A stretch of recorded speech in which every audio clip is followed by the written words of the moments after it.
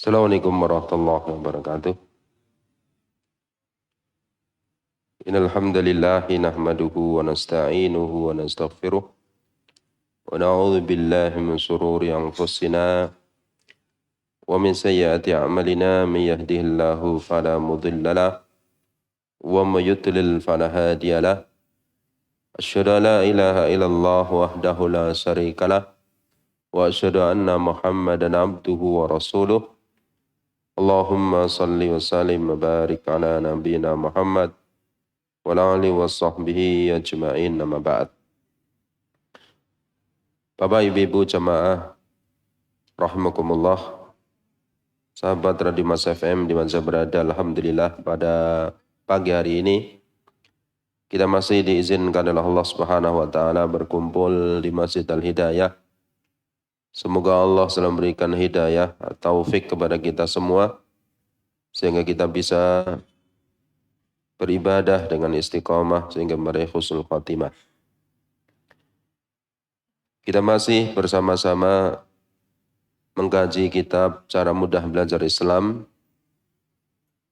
dari karya Syekh Ali bin Hasan Al-Khalabi Al-Athari rahimahullahu ta'ala, Idal Islam Muyassarun ila Fityatil Islam, yang mana kita masih dalam pembahasan masalah doa. Halaman 168 terjemahannya tentang doa istikharah. Doa istikharah artinya minta dipilihkan kebaikan, ya, meminta kebaikan. Sudah disebut dalam catatan kakinya, istikharah artinya meminta kebaikan dan taufik dari Allah dalam segala urusan duniawi, ya, juga masalah urusan agama, ya. Bukan hanya dalam masalah urusan duniawi, tapi juga masalah urusan agama. Di sini disebutkan sebuah hadis dari sahabat Jabir bin Abdullah radhiyallahu anhu. Dari Jabir bin Abdullah radhiyallahu anhuma. Ya, Jabir ini seorang sahabat, Abdullah juga seorang sahabat. Al-Ansari radhiyallahu anhuma. Beliau bercerita, Rasulullah SAW mengajar kepada kami istikharah, ya, minta dipilihkan kebaikan kepada Allah, minta kebaikan kepada Allah dalam semua urusan, seperti halnya mengajari kami surat Al-Quran. Maksudnya beliau sungguh-sungguh mengajari para sahabat. Beliau pun bersabda, jika salah seorang dari kalian berniat melakukan suatu perkara, suatu urusan, hendaklah ia melaksanakan salat sebanyak 2 rakaat. Ya, salat, ya, tidak pakai sunnah, ya, otomatis sunnah nanti ada penjelasannya. Laksanakan salat sebanyak 2 rakaat selain salat fardu. Maksudnya bukan salat fardu. Kemudian bacalah doa berikut ini. Jadi ketika seseorang ada niat, ya, ada kehendak untuk melakukan sesuatu, ya, maka Nabi SAW memberikan perintah untuk istikharah, ya, minta pilihan kepada Allah Ta'ala atau minta bimbingan kebaikan kepada Allah Subhanahu wa Ta'ala. Caranya adalah dia sholat 2 rakaat. Kemudian setelah itu dia berdoa dengan doa yang dituntunkan. Waktunya boleh siang, boleh malam, asalkan bukan waktu-waktu terlarang. Seperti ba'da subuh sampai matahari terbit, ba'da asar sampai matahari tenggelam, atau di tengah hari. Adapun doanya dituntunkan oleh Nabi SAW dengan kalimat-kalimat berikut ini. Allahumma inni astakhiruka bi'ilmik. Ya Allah, sungguhnya aku memohon pilihan yang tepat kepadamu, bi'ilmika, dengan ilmumu. Astakhiruka bi'ilmik. Aku mohon pilihan kebaikan dengan ilmumu, ya Allah. Ya, dan kita tahu ilmu Allah meliputi segala sesuatu. wastaqdiruka biqudratik, dan aku mohon kekuatan kepadamu dengan kekuatanmu ya Allah. Wassaluka min fadlikal azim, dan aku mohon karuniamu yang agung ya Allah. Fa innaka taqdiru wa la aqdir, sesungguhnya engkau maha kuasa, aku tidak berkuasa. Ini memuji Allah Ta'ala, yang memberikan pujian kepada Allah Ta'ala, memohon, memberikan pujian. Wa ta'lamu wa la a'lam, engkau mengetahui sedangkan aku tidak tahu. Wa anta 'allamul ghuyub, sedangkan engkau maha mengetahui semua perkara yang gaib. Dan termasuk apa yang akan terjadi adalah perkara gaib. Ya, apa yang akan terjadi adalah perkara gaib.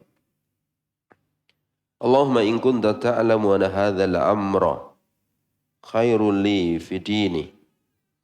Allahumma ya Allah, in kunta ta'lam, jika engkau mengetahui anna hadzal amra, bahwa perkara ini, ya disebutkan apa yang diinginkan. Ya, mungkin mau bekerja di satu tempat, atau mungkin mau ya pindah rumah, mungkin mau menikah ataupun yang lainnya. Disebutkan apa yang dia ingin mohonkan kebaikan kepada Allah Ta'ala. Ya, jika urusan ini ya Allah khairul li fi dini, itu baik bagiku dalam agamaku, wa ma'asi juga dalam kehidupan duniaku, wa aqibati amri juga dalam akhir urusanku, au qala ajili amri au ajilih, ya, atau beliau mengatakan ajili amri wa ajilih, ya, urusan duniaku dan akhiratku. Faqdurhu li, maka takdirkanlah itu untukku. Wa yassirhu li, mudahkanlah itu untukku. Tsumma barik li fihi, kemudian berkahilah aku padanya. Wa in kunta ta'lamu anna hadzal amra syarru li fi dini wa ma'asi wa aqibati amri, dan jika engkau mengetahui ya Allah bahwa urusan ini, ya disebutkan hajatnya, itu buruk bagiku dalam agamaku, dalam kehidupanku, wa aqibati amri, dan akhir urusanku, aqala fi ajli amri wa ajlih, atau dalam urusan duniaku dan akhiratku, fasrif wanni, maka palingkan ia dariku, wasrifni anhu, palingkan aku darinya. Jadi jauhkan ia dariku, jauhkan aku darinya. Waqdur lil khair haitsu kana, takdirkanlah kebaikan untukku dimanapun kebaikan berada. Tsumma raddini bih, kemudian jadikanlah aku ridha terhadapnya. Ya, ini doa istikharah, ya, yang dituntunkan Nabi SAW, ya, dan tidak boleh dirubah-rubah, ya, karena disebutkan di sini sebagaimana beliau mengajarkan surat Al-Quran. Surat Al-Quran nggak boleh dirubah-rubah. Maka doa juga dirubah-rubah, kecuali tadi disebutkan hajatnya tadi. Di sini dalam catatan kaki disebutkan hadis dari Imam Al-Baihaqi. Yang ngasih catatan ini bukan penulis kitab, bukan Syekh Ali bin Hasan, tetapi kemungkinan penterjemah. Hadis ini disebutkan Imam Al-Baihaqi dalam kitab Sunanul Kubra. Tetapi hadis ini dari Imam Al-Bukhari, yang juga riwayat Imam 4, Sunan 4, dari Imam Ahmad, juga Imam Ibn Hibban. Dan termasuk kebiasaan para ulama ahlul hadis, kalau sebuah hadis dari Imam Bukhari, maka mereka nggak akan menyebut yang lainnya lebih dahulu. Ini termasuk kebiasaan dalam ahlul hadis dan ma'ruf di kalangan ahlul hadis. Kenapa? Karena Sahih Bukhari itu kitab yang paling tinggi derajatnya. Maka selama sebuah hadis ada di dalam Sahih Bukhari, mereka sebut pertama kali riwayat Bukhari. Kemudian Muslim juga ada. Kemudian biasanya setelah itu riwayat Sunan yang 4. Ya. Karena kitab hadis yang paling terkenal di kalangan kaum muslimin disebut dengan Kutubus Sittah. Kutubus Sittah. yaitu kitab yang 6. Sahih Muslim, ya. Kemudian Sunan Abi Dawud, Sunan Tirmidzi, Sunan Nasa'i, Sunan Ibnu Majah. Ini disebut dengan Kutubus Sittah. Ini yang paling terkenal di antara kutub hadis. Ini dahulukan, kalau ada riwayat siapa, ini dahulukan. Terutama Sahih Bukhari, Sahih Muslim. Kenapa? Karena itu kalau disebut Sahih Bukhari ini jaminan sahih. Dengan kesepakatan para ulama. Juga kalau disebutkan Sahih Muslim, jaminan sahih. Dengan kesepakatan para ulama. Maka nggak disebut yang lain-lain lebih dahulu. Ya, makanya termasuk kurang tepat ya penyebutan itu Baihaqi, walaupun benar dari Imam Baihaqi. Hadis ini Imam Bukhari, Imam Tirmidzi, Nasa'i, Abu Dawud, Ibnu Majah, Imam Ahmad, Ibnu Hibban, juga Baihaqi. Demikian pula aktivitas lain adalah seseorang beristikharah. Sungguh masih banyak doa lain yang berhubungan dengan perbuatan-perbuatan tertentu. Istikharah tentu dilakukan ya dalam perkara ya kebaikan, tapi orang bimbang ini atau ini yang dilakukan. Adapun dalam perkara yang haram nggak boleh istikharah. Ya, dalam perkara yang haram orang nggak boleh minta tolong kepada Allah untuk hal yang haram. Di antara bentuk istikharah yang dilakukan di zaman Nabi SAW, ya, yaitu ketika Nabi SAW akan menikahi Zainab binti Jahas, ya, Zainab binti Jahas. Ya, salah seorang istri Nabi SAW ada yang bernama Zainab binti Jahas. Zainab binti Jahas ini dengan Nabi SAW itu satu kakek. Jadi ibunya Zainab, ya, itu bibinya Nabi SAW. Ibunya Zainab itu bibinya Nabi SAW. Jadi saudara sepupu. Dan itu dalam Islam halal. Itu mahram, kerabat tapi bukan mahram. Jadi saudara sepupu itu kerabat tapi bukan mahram. Waktu itu Nabi SAW ya sebelumnya menikahkan Zaid bin Harithah dengan Zainab binti Jahas. Ya. Kemudian qadarullah mereka tidak cocok, ya, dan sering ada perselisihan, ya. Kemudian Zaid bin Harithah mengadu kepada Nabi dan Nabi merintahkan untuk sabar, menahan istrinya. Sedangkan Allah sudah memberitahu kepada Nabi SAW bahwa nanti Zainab akan diceraikan dan Nabi harus menikahinya. Ini adalah syariat Allah, perintah Allah Ta'ala untuk menghapuskan apa? Menghapuskan adat jahiliyah, yang mana adat jahiliyah itu menganggap anak angkat sama dengan anak sendiri, anak asli, anak kandung. Ini adat jahiliyah yang sampai sekarang masih dilakukan oleh sebagian orang. Mengangkat anak yang bukan anaknya, kemudian datang ke pengadilan untuk menetapkan nasab pada dirinya. Ini nggak boleh. Ini kebohongan. Ya, yang Nabi mengatakan kekufuran, kufur asghar, kufur nikmat. Ya, karena menisbatkan orang bukan pada orang tuanya. Nggak boleh dalam Islam. Ya. Di zaman jahiliyah, ketika orang mengangkat anak angkat, kemudian menganggap persis dia anaknya sendiri, ya, dalam segala hal, ya, termasuk istri anak angkatnya dianggap, ya, itu nggak boleh dinikahi setelah diceraikan. Tapi ini dihapus oleh agama Islam. Anak angkat beda dengan anak kandung. Maka Allah Ta'ala mensyariatkan, ya, untuk menghapus adat jahiliyah yang tidak benar ini, ya, untuk menikahi Zainab binti Jahas. Ya. Tidak setelah Zainab binti Jahas diceraikan oleh Zaid bin Harithah radhiyallahu anhu, ya, dan setelah selesai iddahnya, kemudian Nabi SAW memerintahkan Zaid bin Harithah untuk melamarkan untuk beliau sallallahu alaihi wasallam. Maka Zaid pun datang, sebagai mantan suami datang kepada mantan istrinya dan mengatakan, dan beliau tidak berani menghadapkan wajahnya di belakangnya karena kehormatan, ya, karena menganggap mantan istrinya sangat hormat karena akan menjadi istri Nabi SAW. Dan itu perintah Allah dari atas langit. Ya, kemudian mengatakan bahwa aku diutus oleh Nabi SAW untuk melamarmu untuk beliau. Ya. Kemudian Zainab mengatakan, aku akan istikharah dahulu kepada Allah Ta'ala. Dan beliau istikharah. Ya, padahal yang melamar siapa? Nabi SAW. Dan Nabi diperintah oleh Allah Ta'ala untuk melamarnya. Tapi waktu itu Zainab dicakas, aku istikharah dahulu. Maka beliau istikharah. Ya. Kemudian Allah Ta'ala menurunkan ayatnya dalam surat Al-Ahzab.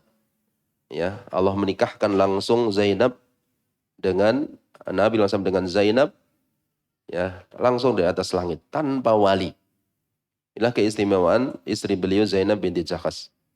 Ya, dan ini sering beliau banggakan di hadapan istri yang lain. Ya, kamu semua dinikahkan oleh wali kalian. Saya dinikahkan Allah di atas langit. Ini keistimewaan beliau radhiyallahu anha. Intinya bahwa hal-hal yang mungkin nampaknya baik, ya kita perlu istikharah kepada Allah Ta'ala. Kita nggak tahu apa yang terjadi nantinya apa. Kira-kira apa kita nggak tahu. Oleh karena itulah Islam mengajarkan hal seperti ini. Kemudian berikutnya Syekh membahas tentang manfaat doa. Berdoa kepada Allah Subhanahu wa taala memberikan manfaat bagi seorang muslim baik di dunia maupun di akhirat. Antara lain yang pertama, dikabulkannya permintaan hamba dan dihilangkannya kesusahan orang yang memanjatkan doa. Ya. Maksudnya apa? Bahwa manusia hidup di dunia pasti punya hajat-hajat, kebutuhan-kebutuhan, ya, yang harus terpenuhi atau dia ingin dipenuhi. Maka dia punya tempat untuk memohon, meminta, yaitu Allah Subhanahu wa taala.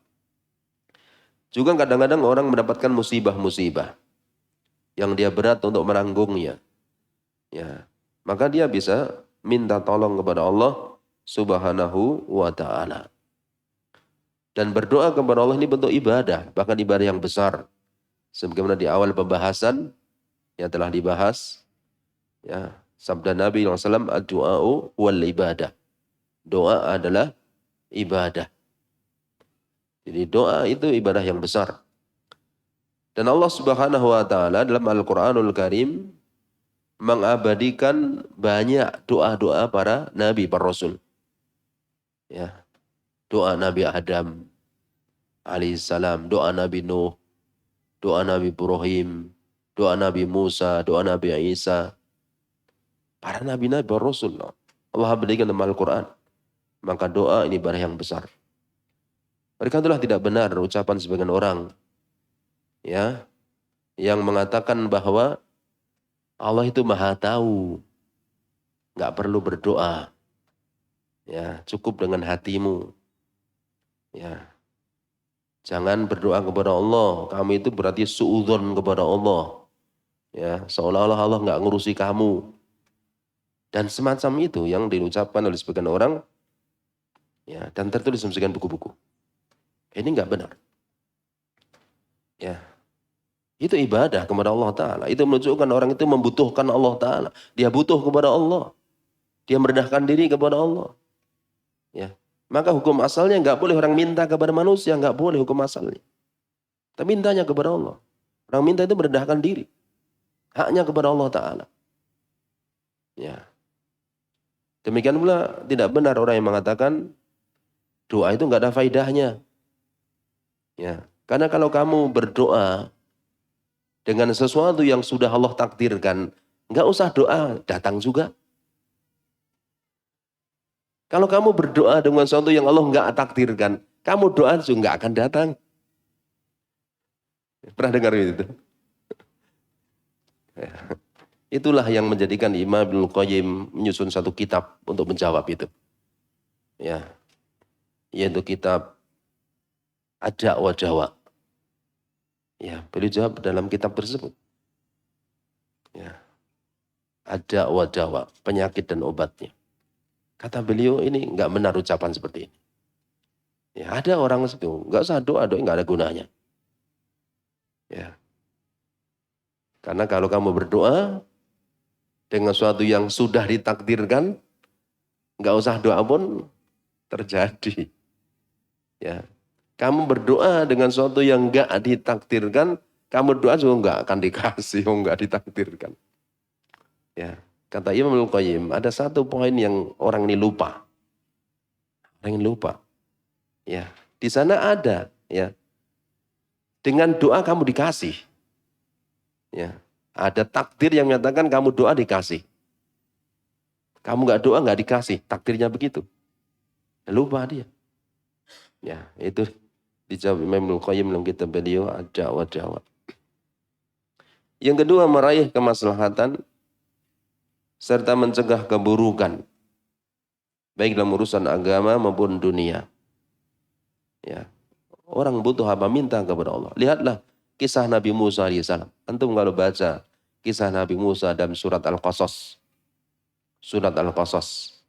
Ya, kisah Nabi Musa yang beliau semenjak mulai sebelum lahir. Ya, sebelum lahir Allah kisahkan Nabi Musa dalam surat Al-Qasas sampai ya beliau berdakwah sampai seterusnya. Banyak doa-doa Allah sebutkan di situ. Dan perjalanan hidup Nabi Musa alaihissalam. Ketika beliau takut dikejar oleh tentara Fir'aun. Ya, beliau berdoa mohon perlindungan kepada Allah. Ya. Ketika beliau merasa lapar, beliau berdoa kepada Allah. Ya, dan seterusnya. Antum bisa lihat dalam surat Al-Qasas. Ini kisah Nabi Musa alaihissalam yang panjang lebar. Ya. Bahkan kisah Nabi yang paling banyak dalam Al-Quran, kisah Nabi Musa alaihissalam.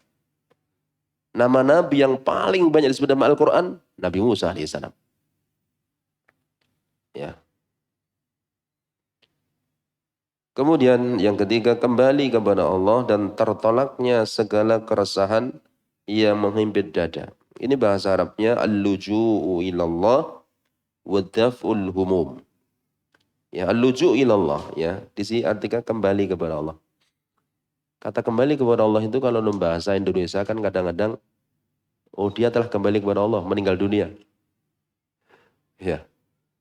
Bahasa Arabnya luju ilallah. Luju itu artinya ya bersandar, berlindung, mencari pertolongan.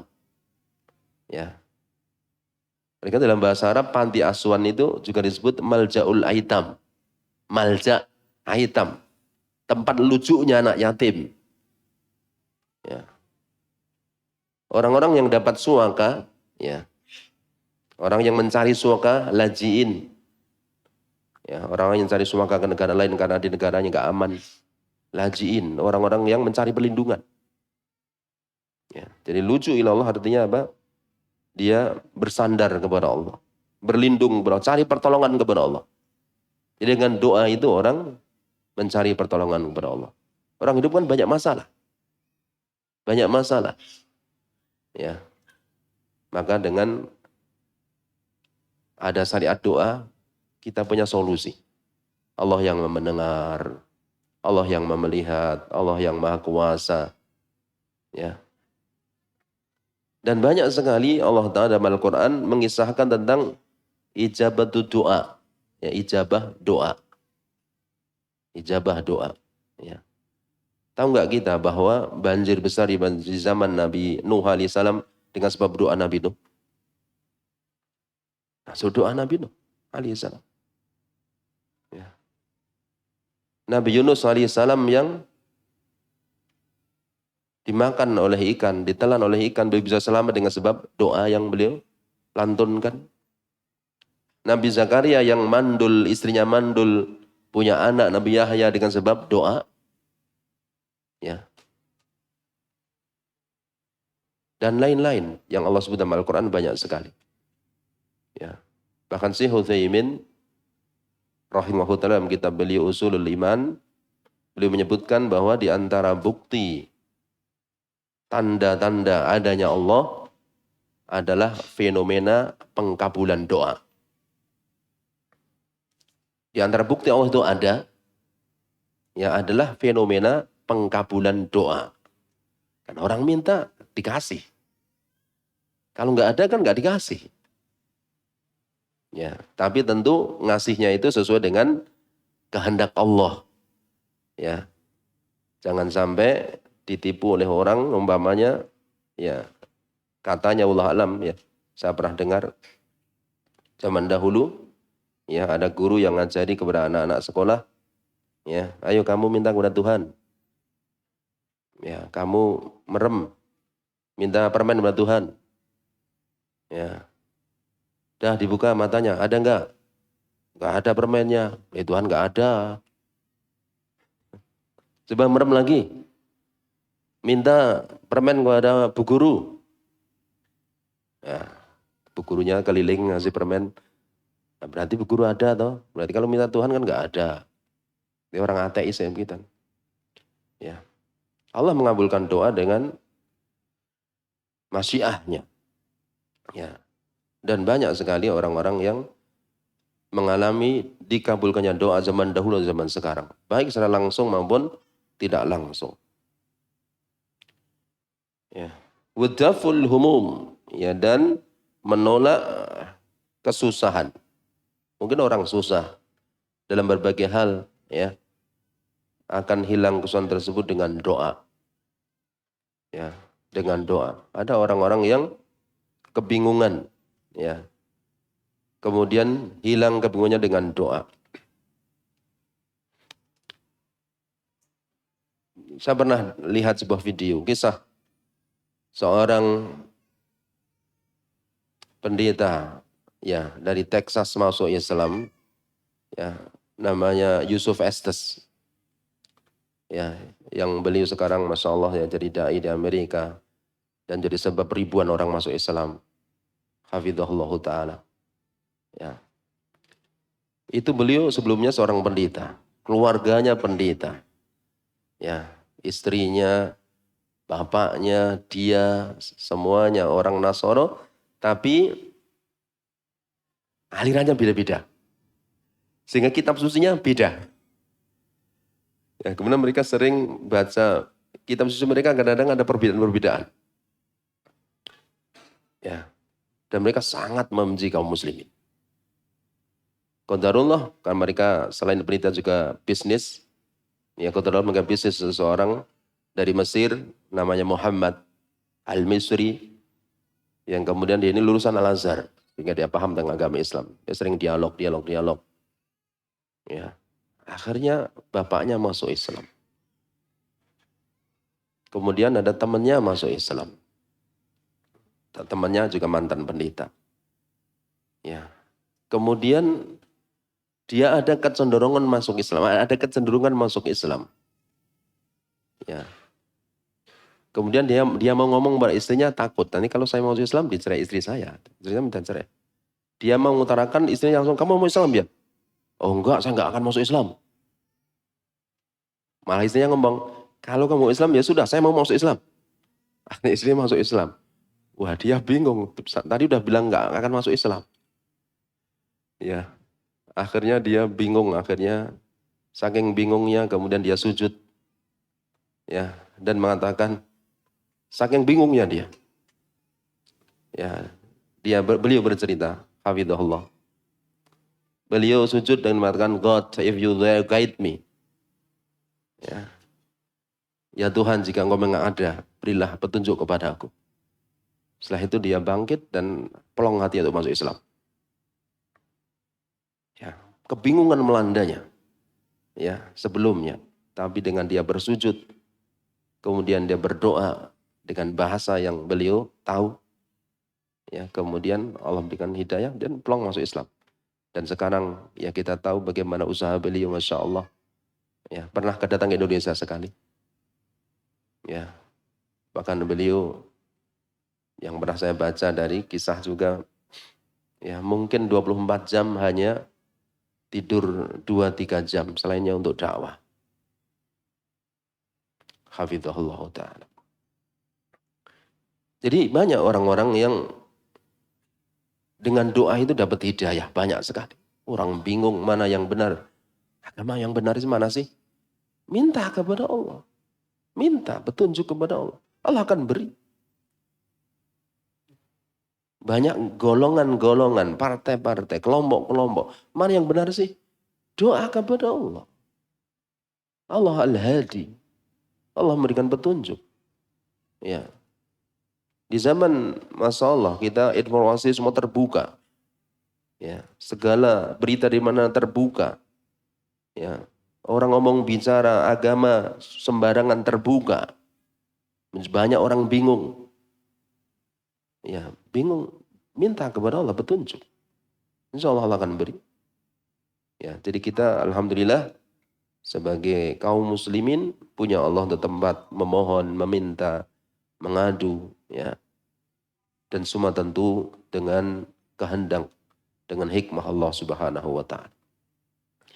Kemudian di antaranya yang menjadikan seorang hamba senantiasa butuh terhadap Rabb-nya, juga merasa lemah di hadapan penciptanya. Dengan berdoa, meminta, otomatis dia butuh. Dia merasa lemah di hadapan Allah sehingga minta pertolongan, minta perlindungan. Berkatalah orang yang enggak berdoa kepada Allah, orang ini sombong. Ya. Dalam surat Al-Mu'min ayat 60 Allah mengatakan, "Wa qala rabbukum ud'uni astajib lakum." Tuhanmu telah berfirman, berdoalah kepadaku, niscaya aku kabulkan. Innal ladzina yastakbiruna an ibadati sayadkhuluna jahannama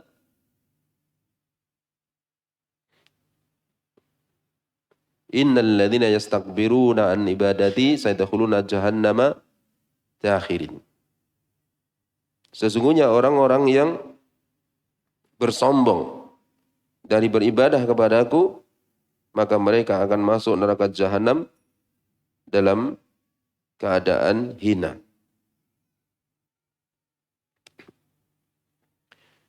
Ya. Wa qala rabbukum ud'uni astajib lakum. Dan Tuhanmu telah berfirman, ud'uni. Berdoalah kepada aku. Astajib lakum, niscaya aku ijabahi kamu. Ijabah Allah Ta'ala ada 3 bentuk. Allah berikan di dunia langsung, atau Allah undurkan di akhirat, ya, atau Allah akan berikan yang setimpal dengan yang dia mohon, tapi bukan yang dia mohon. Karena Allah Maha Hikmah. So disebut oleh Nabi SAW dalam hadis Imam Ahmad dari sahabat Abu Sa'id Al-Khudri. Sehingga kita Allah mengijabahi bukan berarti langsung memberi apa yang dia minta. Bisa Allah berikan langsung, ya. Bisa Allah berikan tapi ditunda, bisa Allah berikan yang sepadan dengan itu, tapi bukan yang dia minta. Oleh karena itulah orang yang berdoa enggak pernah rugi. Sehingga para sahabat ketika mendengar penjelasan Nabi tersebut, mereka mengatakan, "Idzan nuksir ya Rasulullah." Kalau begitu kita akan banyak berdoa. Kata Nabi SAW, Allahu Akbar. Allah lebih banyak lagi mengijabahi. Innal ladzina yastakbiruna an ibadati. Sesungguhnya orang-orang yang takabur dari beribadah kepada aku, bersombong, menganggap diri besar dari beribadah kepada aku. Para ulama mengatakan, di awal ayat ini Allah mengatakan, ud'uni. Berdoalah kepada aku. Di akhir ayat ini Allah mengatakan, ibadati, beribadah kepada aku. Berarti ibadah di sini artinya doa. Orang-orang yang bersombong dari berdoa kepadaku, sayadkhuluna jahannama dakhirin. Maka mereka akan masuk neraka jahanam dalam keadaan hina. Mereka membesarkan diri, Allah hinakan mereka. Mereka meninggikan diri, Allah rendahkan mereka. Al-jaza'u min jinsil amal. Ya. Dan berdoa kepada Allah biasa setiap saat, setiap waktu. Ya, terutama waktu-waktu yang mustajab sebagaimana telah berlalu penjelasannya. Ya, tapi tidak mesti umpamanya sebagian orang awam, ya, karena kebiasaan yang tidak benar, ya, ada pernah seorang teman, ya, jadi imam sebuah masjid, ya, kemudian setelah salam dia cuma zikir, nggak mimpin doa jamaah, sama ibu-ibu dia omongi, kowe jane iso ndonga apa ora to? Kowe iso ndonga ora? Padahal sholat itu kan isinya pujian dan doa. Takbir, doa iftitah, doa. Ruku ada doanya, ya. Sujud ada doanya, ya. Kemudian sebelum salam, Nabi perintahkan doa di situ. Dan itulah yang selayaknya orang banyak berdoa di situ. Ya kan? Setelah salam yang ada tuntunan dari Nabi itu malah dikir-dikir.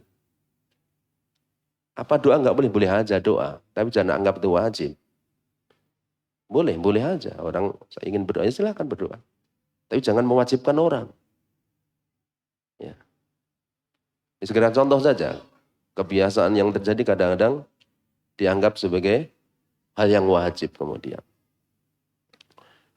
Ya. Jadi kita manusia itu lemah. Banyak kekurangan. Kita banyak kebutuhan. Kita punya Allah untuk tempat mengadu, meminta, memohon. Kemudian berikutnya, yang kelima, menegakkan ubudiyah. Pengabdian kepada Allah Azza wa Jalla.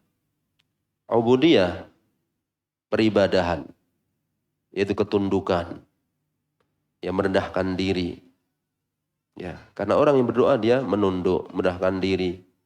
Ya nggak mungkin orang minta-minta menganggap dia besar. Ya, tapi dia merendahkan diri, dia merasa butuh. Ya, dia menghibah kepada Allah Subhanahu wa taala. Dan itulah bentuk ibadah yang paling agung, dan ketika ibadah dilakukan orang akan dicintai oleh Allah Subhanahu wa taala. Kemudian di sini ditutup oleh Syekh, semoga Allah yang Maha Agung beri taufik kepada kita untuk senantiasa berzikir, bersyukur serta beribadah kepadanya dengan sebaik-baiknya. Amin ya rabbal alamin. Kemudian kita lanjutkan ya pembahasan masalah pakaian. Jadi agama Islam ya itu agama yang lengkap dan sempurna. Ya, petunjuk Nabi SAW lengkap dan sempurna. Semua apa yang dibutuhkan ada.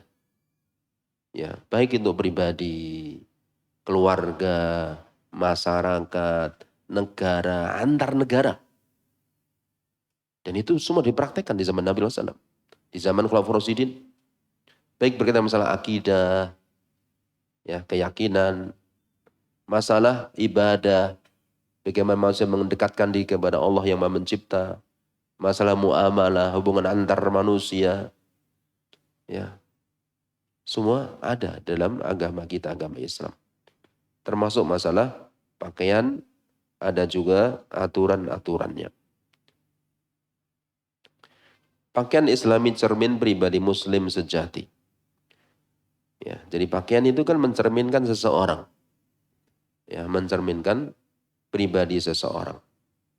Seorang Muslim sejati yang senantiasa melaksanakan perintah Rabb-Nya dan berpegang teguh pada sunnah Rasul SAW memiliki ciri khas pada kepribadian dan segala urusan baik dalam lingkup ibadah, muamalah, ya, muamalah ya ini ya, bukan mualamah ya, muamalah, ya, adab maupun akhlak atau budi pekertinya. Ibadah, ya, maksudnya di sini hubungan antar manusia dengan Allah. Muamalah maksudnya hubungan antar manusia. Adab berkaitan dengan sopan santun, akhlak, budi pekerti, perilaku. Semua ciri khas tersebut bahwa dirinya mempunyai ciri khas berikutnya yang membedakan ia dengan orang lain. Baik dalam ibadah, muamalah, adab, pun akhlak tersebut. Umat Islam punya ibadah sendiri berbeda dengan yang lain. Muamalah yang khusus yang berbeda dengan yang lain dan seterusnya. Ciri khas ini maksud adalah keunikan seorang Muslim dalam berpenampilan dan pakaian. Ya, termasuk di sini dalam masalah berpakaian. Pakaian merupakan nikmat Allah Subhanahu wa taala yang diberikan kepada umat manusia. Lihatlah berapa jenis pakaian yang dimiliki oleh kita. Ya. Kalau hawanya dingin pakai jaket, pakai sweater. Ya, kalau pas sumuk pakai kaos, pakai apa? Ya. Naik gunung pakai ini. Ya. Macam-macam jenisnya. Ya. Antum melihat kambing nggak pernah ganti baju. Kura-kura nggak pernah ganti baju. Ya, itu juzasnya Ibnu Qayyim menjelaskan. Hewan-hewan nggak pernah ganti baju. Ya, ada yang ganti baju ya, ular ya. Ular berapa tahun itu ganti baju. Ya. Manusia bisa gonta-ganti. Itu nikmat yang besar. Ya, yang kotor bisa dicuci, ya, dari yang lain. Ya, ini untuk musim panas, musim dingin. Masya Allah, banyak sekali. Sampai satu orang satu lemari kadang-kadang kurang. Sebagian orang. Itu nikmat yang Allah berikan kepada manusia. Dengan nikmat tersebut, Rabb memuliakan dan membedakan mereka dengan makhluk yang lain. Demikian pakaian itu bagi seorang muslim dapat menutupi auratnya. Inilah yang tujuan yang paling penting. Melindungi badannya. Ya, sehingga ada pakaian untuk perang. Ya, bahkan Allah ilhamkan Nabi Daud alaihissalam untuk membuat pakaian besi untuk berperang. Ya. Yang semakin maju, semakin banyak jenis-jenisnya. Pakaian-pakaian itu. Ya, bahkan ada pakaian-pakaian yang anti peluru. Ya, semakin maju, manusia bisa membuat hal yang lebih mengagumkan. Ya. Yang dahulu, ya pakaian perang itu berat-berat, ya, yaitu besi, ya, baju besi. Ya, sekarang rompi anti peluru itu ringan. Ya, kelihatan jaket biasa, tapi bahannya ternyata anti peluru. Kevlar namanya. Itu nggak bisa tembus dengan peluru. Allah ilhamkan kepada manusia, ya, membedakan dengan yang lain dan menghiasi penampilannya sehingga terlihat indah serta sempurna. Allah berfirman dalam Al-Quran, ya bani Adam, qad anzalna alaikum libasa yuwari sawatikum warisha. Ya bani Adam, wahai anak manusia, wahai keturunan Nabi Adam alaihissalam. Ya, jadi kita manusia keturunan Nabi Adam alaihissalam. Ya, bukan keturunan monyet, bukan. Atau satu generasi dengan satu, ya, moyang dengan monyet, bukan. Ya, Nabi Adam Allah ciptakan dengan kedua tangannya. Ya, keindahannya paling sempurna Nabi Adam alaihissalam. Ya. Di antara manusia yang paling terkenal ketampanannya Nabi Yusuf alaihissalam. Ya kan? Nabi Muhammad SAW ketika Mi'raj bertemu Nabi Yusuf alaihissalam, Nabi Muhammad mengatakan, "U'tiya satrul hasan." Nabi Yusuf diberi oleh Allah Ta'ala separuh ketampanan. Kata para ulama, di antara ulama mengatakan, maksudnya tampannya Nabi Yusuf separuhnya Nabi Adam alaihissalam. Ya. Jadi kalau Nabi Yusuf sudah seperti itu, bagaimana Nabi Adam alaihissalam? Kita bisa berbangga keturunan Nabi Adam. Coba kalau keturunan monyet, gimana Anda berbangga? Nggak bisa berbangga. Alhamdulillah ya seorang muslim.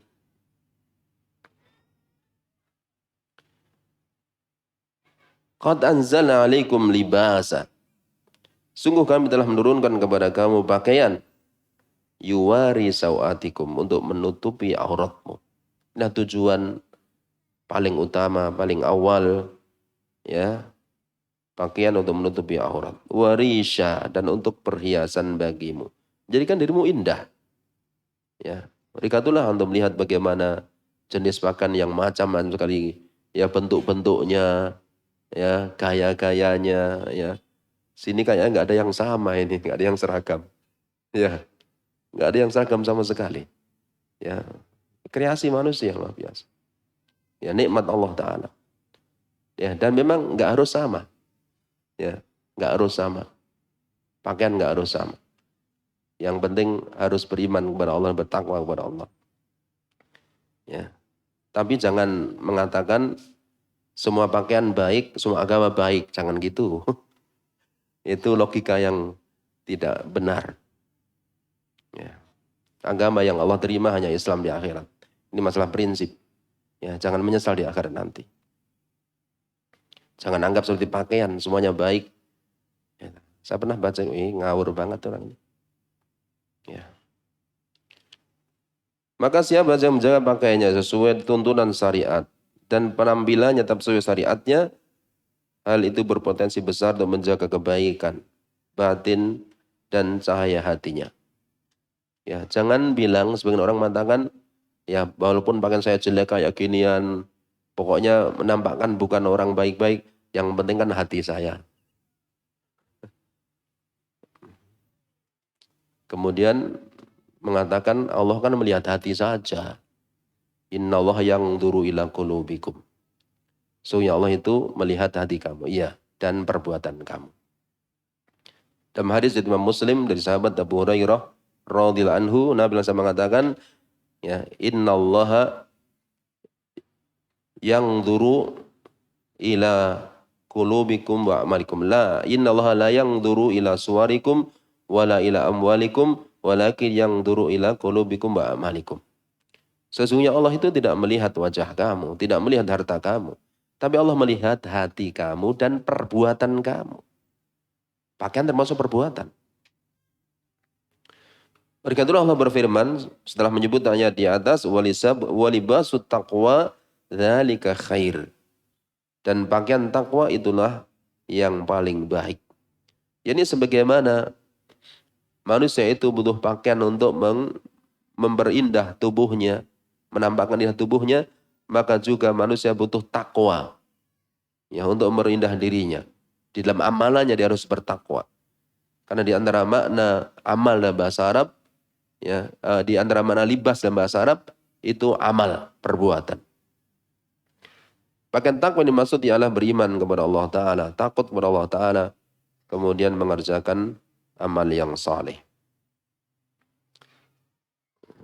Ya mungkin sampai sekian yang kita kaji bersama, ya.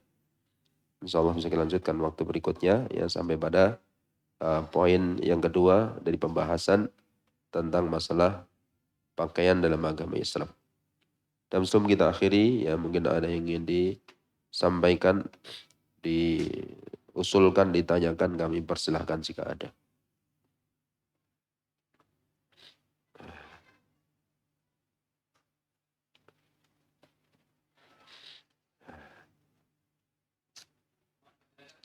Oke, moga Pak.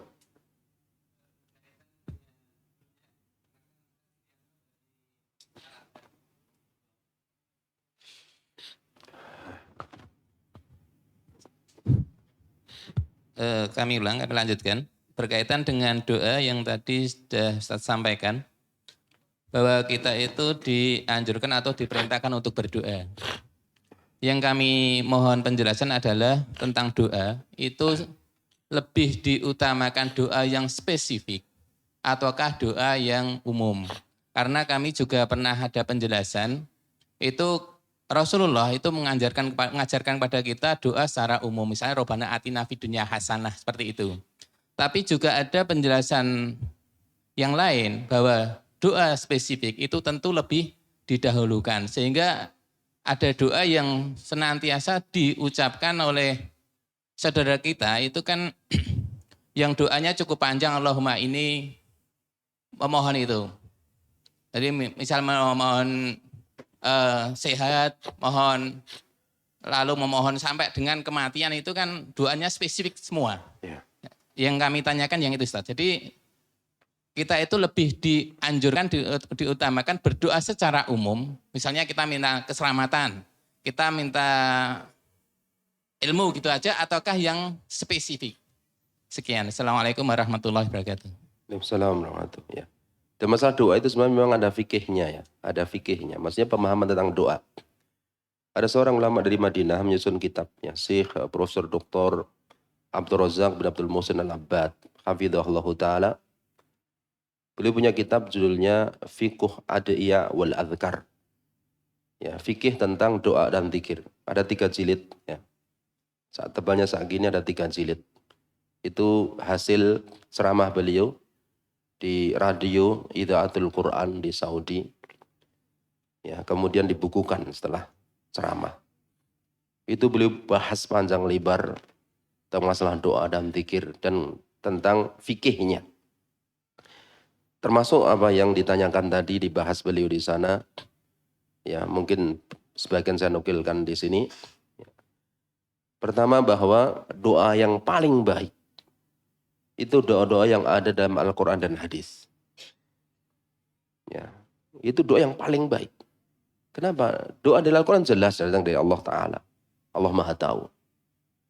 Doa-doa dari hadis Nabi jelas paling baik. Ya, pasti benar. Ya.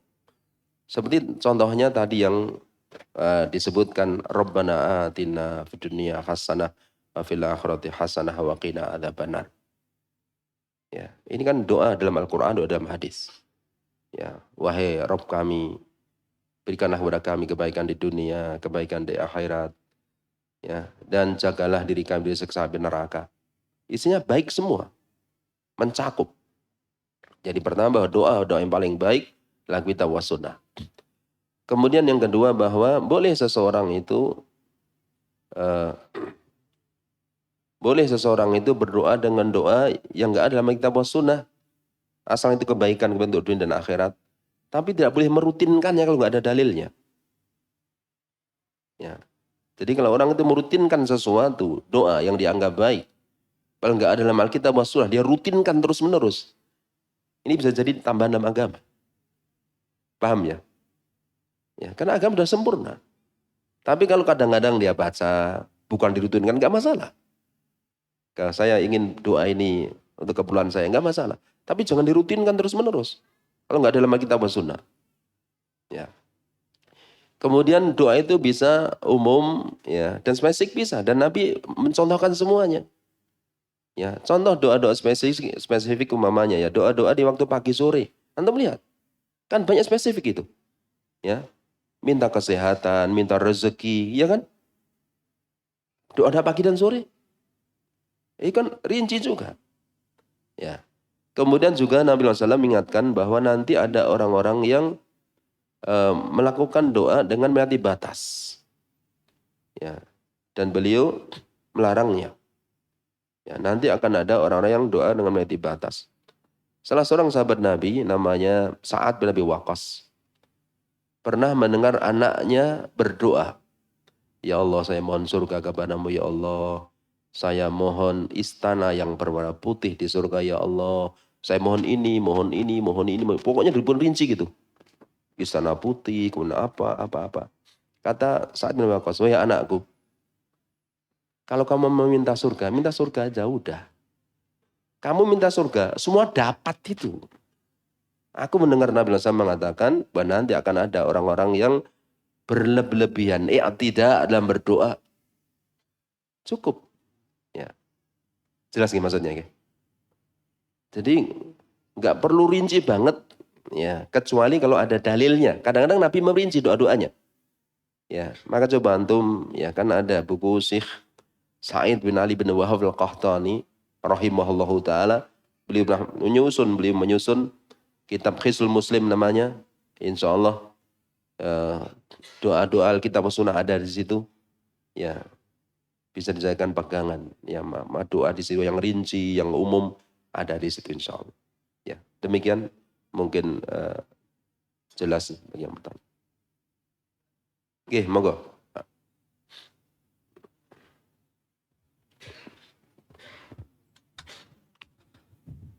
Assalamualaikum warahmatullahi wabarakatuh. Islam. Nama dan tempat nggih. Nama dan alamat. Kula Nasoha saking Kedungombo. Nggih. Kula badhe tanglet pakai bahasa Jawa mawon nggih. Nggih mboten napa wong Jawa. Kangge anapa niku bentenaken nggih. Doa ingkang angkat tangan kalian mboten niku pripun nggih? Soalnya niki kadang kula tasih bingung kadang. Kadang kula nek mireng azan niku kebiasaan riyen kan doa setelah azan niku kula ngangkat tangan. Terus nek mboten ngangkat tangan niku kadose mboten marem. Nah niku kula nyuwun penjelasanipun. Doa-doa sing kedahe ngangkat tangan itu sing kados pundi, sing mboten niku sing kados pundi. Nggih. Assalamualaikum warahmatullahi wabarakatuh. Assalamualaikum. Imam Abu Dawud dalam sunannya Meriwayatkan dari sahabat Abdullah bin Abbas radhiyallahu anhuma, beliau mengatakan bahwa cara mengangkat tangan dalam berdoa itu ada beberapa bentuk. Yang pertama adalah dengan mengangkat jari ya ketika khutbah ya. Ketika khutbah ya. Antum lihat ketika khutbah itu kan yang sunnah ketika khatib berdoa begini, bukan begini. Ya, dan itu yang dilakukan oleh Nabi SAW. Kemudian pernah seorang sahabat melihat ada orang khutbah dengan mengangkat kedua tangan dan dia menyalahkan. Nabi nggak pernah seperti itu ketika khutbah. Nabi itu begini kalau khutbah doanya. Ya. Juga ketika orang tasyahud kan gini, ya enggak? Apa rahasianya seperti itu? Itu isyarat tauhid. Isyarat tauhid. Ya, berkatalah dulu seorang sahabat pernah tasyahud itu begini. Ya, apa ada hadisnya? Antum baca aja di sifat salat Nabi. Ya, kata Nabi SAW, akhid, satu-satu. Akhid. Itu isyarat tauhid itu. Ya, isyarat tauhid. Ya.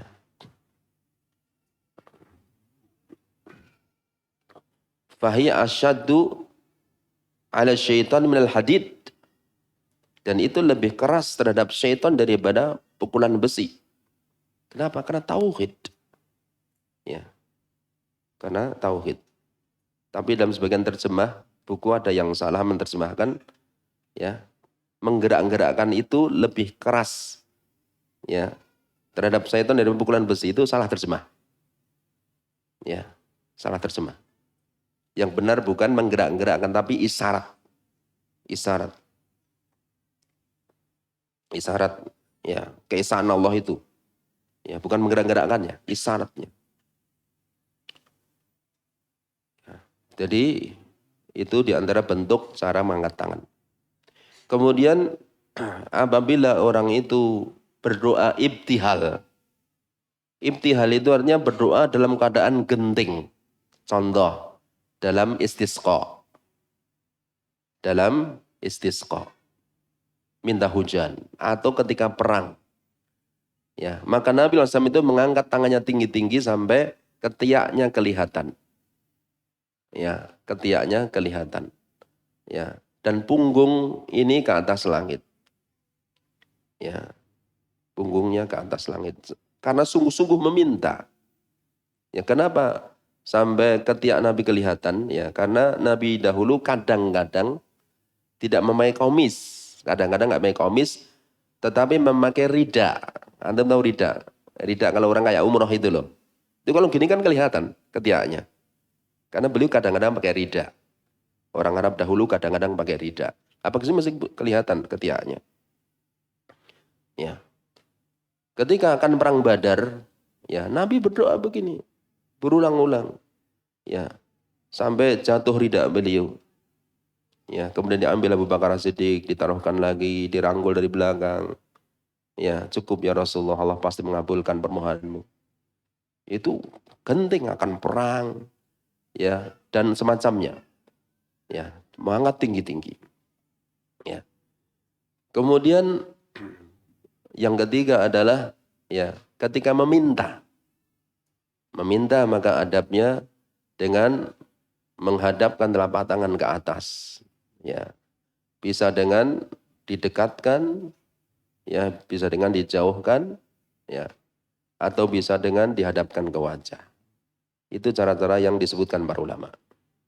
Ya, bisa dengan begini di atas wajah, di depan wajah, bisa dengan begini atau didekatkan gini. Ya, jangan begini. Ya, karena saya lihat ada yang berdoa begini, jangan itu. Kenapa begini? Para ulama mengatakan ya, itu adabnya minta pada Allah. Lah kapan ya orang itu mengangkat tangan, kapan nggak minta tangan, mengangkat tangan? Ya, para ulama mengatakan jadi kita lihat bagaimana doa-doa Nabi itu ya, mengangkat tangan itu dalam keadaan orang itu doa hajat, doa minta kebutuhan. Antum minta apa? Minta kepada Allah, angkat tangan. Doa-doa Nabi SAW yang memintakan untuk sahabatnya, angkat tangan. Maunya Nabi mintakan kebaikan untuk siapa? Fulan.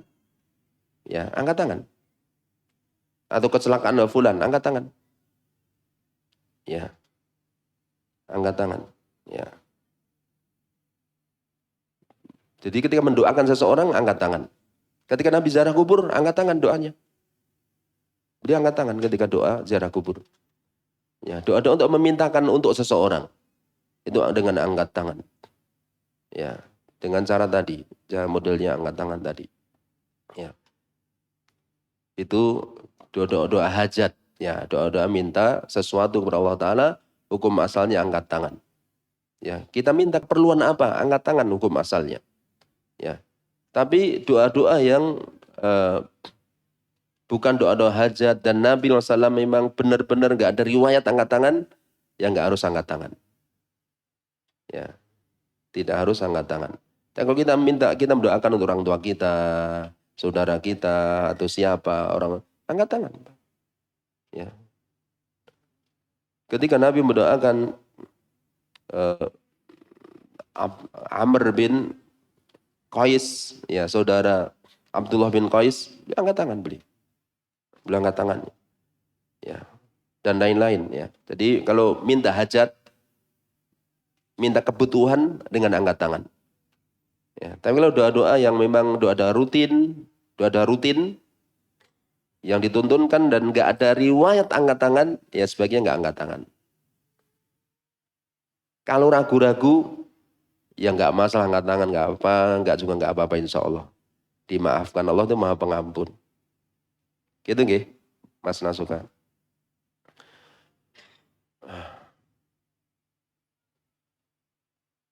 Cekap gimana nih nggih? Oke. Inilah yang kita sampaikan ya, mudah-mudahan bermanfaat. Subhanakallahumma bihamdika asyhadu an la ilaha illa anta astaghfiruka wa atubu ilaik. Assalamualaikum warahmatullahi wabarakatuh.